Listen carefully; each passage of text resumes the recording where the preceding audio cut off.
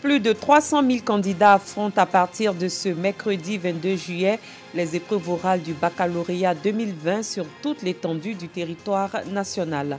En France, à Grenoble, âgés de 10 ans et 3 ans et demi, 2 enfants ont échappé à un incendie en sautant du 3e étage de leur immeuble, atterrissant dans les bras d'habitants du quartier. Bonsoir, vous suivez le 19h sur RTI 2.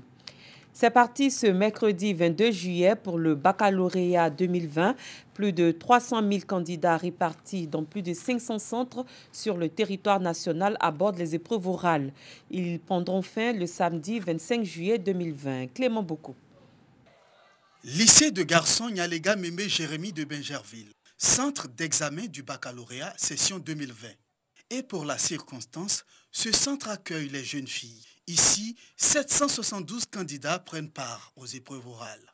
Mais avant le démarrage effectif, les responsables du centre prodiguent des conseils d'usage aux élèves et aux interrogateurs. C'est juste vous rappeler les mesures barrières par rapport au Covid-19. Quand vous entrez en salle, au portail, il faut déjà vous laver vos mains. D'accord? Ensuite, vous avez les cache-nez jusqu'ici, pas au menton. Alors, quand vous êtes programmé pour la journée, il faut vraiment être là. Il faut vraiment passer le jour où vous êtes programmé. Tous les supports de communication sont interdits dans le centre. Lisez bien vos convocations. Un candidat pris avec un portable allumé ou éteint, c'est un cas de fraude. Et vous allez faire 5 ans sans passer d'examen. Vos parents auront souffert pour rien pour vous. Donc, soyez compréhensifs, travaillez sereinement. On ne veut pas de bac WhatsApp. On ne veut pas de bac WhatsApp. Il faut que vous arriviez à vous regarder dans un miroir pour dire c'est mon travail qui a fait que j'ai eu le bac. En attendant d'être reçus par les interrogateurs, on s'apprête de part et d'autre. On est un peu quand même stressé par rapport à cet examen national. Alors vous particulièrement, comment vous avez préparé ces examens-là, étant donné que l'année scolaire n'a pas été normale comme les années passées?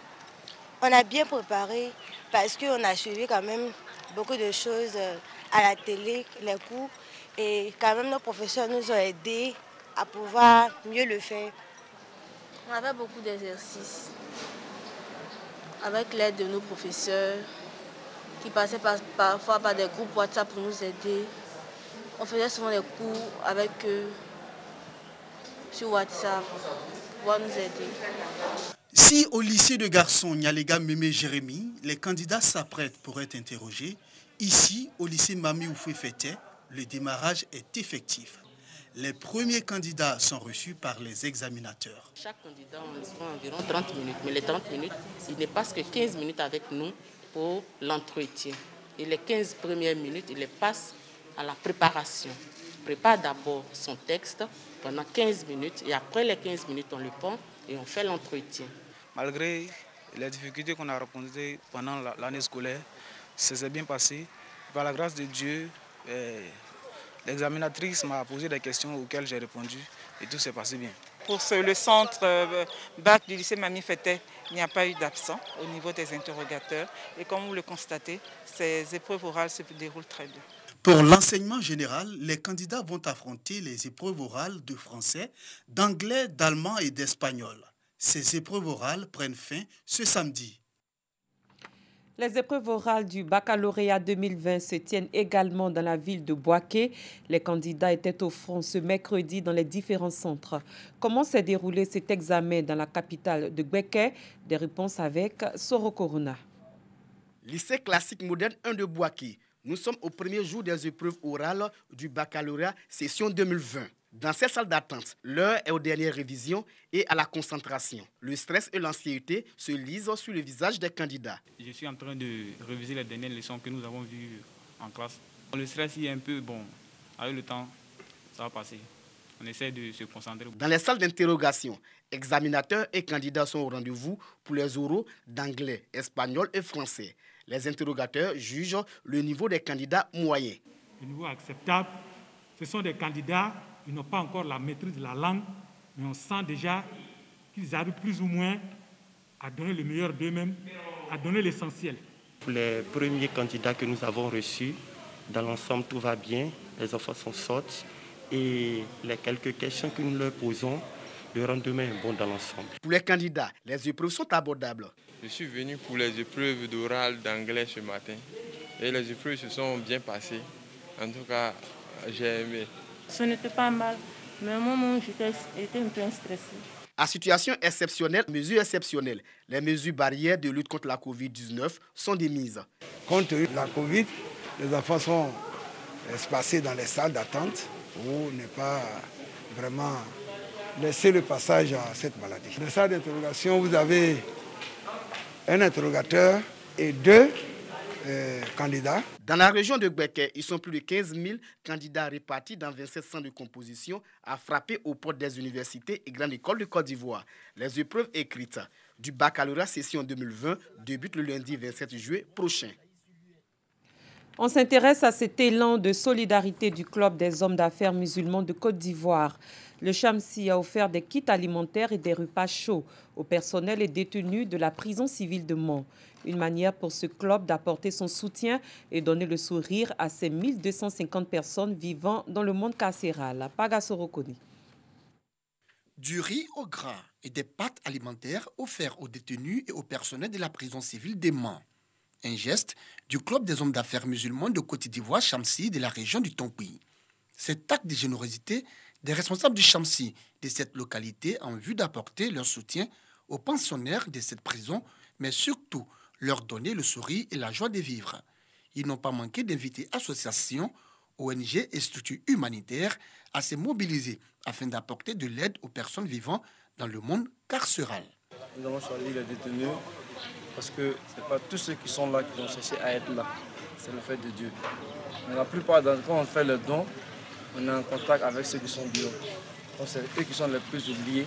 C'est pour ça que le Chamsi a pensé à eux, à sa généralité. Le Chamsi compte sur les uns et les autres. C'est aucune œuvre humaine seule qui peut aboutir. Mais dans la collectivité, quand c'est un acte collectif où chaque personne peut apporter quelque chose, par la grâce de Dieu, on peut faire tout ce qu'on veut. Régisseurs et détenus très émus ont tenu à exprimer toute leur gratitude au Club des hommes d'affaires musulmans. Ça va tout droit au cœur de savoir que même dans l'affliction, il y a des gens qui pensent quand même à vous. Parce que quand vous êtes ici, vous vous dites que vous êtes les personnes à nos grata, les personnes refoulées de la société et que personne n'a quelque chose à voir avec vous ou à faire avec vous. Déjà, ceux qui ne viennent pas en prison, quand on dit la prison, ça fait peur. Donc, imaginez celui qui est dedans. Il fait 2 fois plus peur que l'endroit. Donc, comme ces personnes-là bravent tous ces interdits-là, ces personnes-là s'arment de courage pour venir vous faire ce genre de don, moi, je pense que c'est juste les envoyés de Dieu. C'est un message de Dieu pour vous dire que vous n'avez pas été oubliés, pour vous dire qu'il y a encore de l'espoir et que la vie est encore possible même après la détention. À la prison de Mans, ce sont plus de 1250 détenus qui y sont incarcérés. Le Chamsi, Club des hommes d'affaires musulmans de Côte d'Ivoire de la région du Tonkoui, entend multiplier ses actions de portée sociale les jours à venir. À l'étranger, 4 présidents ouest-africains doivent se rendre demain au Mali pour tenter de trouver une issue à la crise sociopolitique. Il s'agit entre autres des présidents Alassane Ouattara de Côte d'Ivoire, Macky Sall du Sénégal, Mahamadou Issoufou du Niger et Nana Akufo-Addo du Ghana. La délégation des chefs d'État de la CEDEAO rencontrera le président Ibrahim Boubacar Keïta et les leaders du mouvement du 5 juin, l'alliance de forces d'opposition qui réclame la démission du président malien depuis plusieurs semaines. Les États-Unis ont annoncé ce mercredi avoir mené une frappe aérienne en Somalie contre le groupe État islamique qui venait d'attaquer l'armée somalienne, tuant 7 terroristes. L'État islamique, un groupe très modeste en Somalie par rapport au Shebab affilié à Al-Qaïda, est actif dans la région du Puntland, au nord du pays, où ses combattants ont établi des camps d'entraînement et de stockage d'armes venant essentiellement du Yémen voisin. Les Chebabs constituent de très loin le principal groupe islamiste radical dans ce pays de la Corne de l'Afrique. Ils ont proclamé leur allégeance à Al-Qaïda, organisation à laquelle ils ont été officiellement intégrés en 2012. Mais un petit nombre d'entre eux, environ 200, a ensuite fait défection au profit de l'État islamique. La dernière opération de l'Africom contre l'aile remonte à octobre 2019. L'une des figures de la lutte anti-apartheid en Afrique du Sud, Andrew Mlangeni, célèbre compagnon de route et de captivité de Nelson Mandela, est décédé dans la nuit d'hier à l'âge de 95 ans. Il avait été hospitalisé le 14 juillet dans un hôpital de Pretoria pour des douleurs abdominales. Andrew Mlangeni était le dernier survivant du procès de Rivonia entre 1963 et 1964, au cours duquel plusieurs membres éminents de la formation anti-apartheid du Congrès national africain ANC, dont Nelson Mandela, avaient été condamnés à la prison à vie. Ce procès est entré dans l'histoire car Nelson Mandela, devenu 30 ans plus tard, en 1994, le premier président noir de l'Afrique du Sud, en avait fait une tribune politique, attirant les regards du monde entier sur sa cause. Andrew Mlangeni a finalement passé 26 ans derrière les barreaux. 2 enfants de 3 et 10 ans ont échappé à un incendie qui s'est déclaré au 3e étage d'un immeuble mardi vers midi à Grenoble en sautant par une fenêtre. La scène filmée d'un immeuble en face s'est déroulée dans la cité de l'Arlequin. Bintou Pekele, Clément Beaucoup. 2 enfants de 3 et 10 ans ont échappé miraculeusement à un incendie mardi 21 juillet à Grenoble en France, en sautant d'une douzaine de mètres dans les bras d'adultes en contrebas de leur immeuble. Une vidéo de la scène, filmée depuis un autre bâtiment de la résidence, montre leur chute depuis le 3e étage d'un bâtiment dont le premier niveau, surélevé par des piliers, domine déjà le sol de plusieurs mètres. Tandis qu'une épaisse fumée noire sort des fenêtres de l'appartement et que des habitants crient d'effroi, on voit d'abord l'enfant le plus âgé suspendre le plus jeune dans le vide en le tenant par ses vêtements avant de le lâcher. Au pied de la façade, des témoins le récupèrent en ployant sous son poids et peu après, c'est l'autre enfant qui saute dans leurs bras. Selon les pompiers, tous les 2 sont miraculeusement indemnes. Ils ont été hospitalisés seulement pour avoir inhalé des fumées, comme 17 autres personnes incommodées dans l'immeuble. En revanche, parmi les témoins qui les ont sauvés, 2 hommes ont été blessés et transportés à l'hôpital pour une suspicion de fracture aux avant-bras, ajoutent les secours. On ignore à ce stade les causes de l'incendie et où se trouvaient les parents au moment des faits. Cette édition est terminée. Merci de l'avoir suivi. Très bonne soirée. Je vous retrouve demain.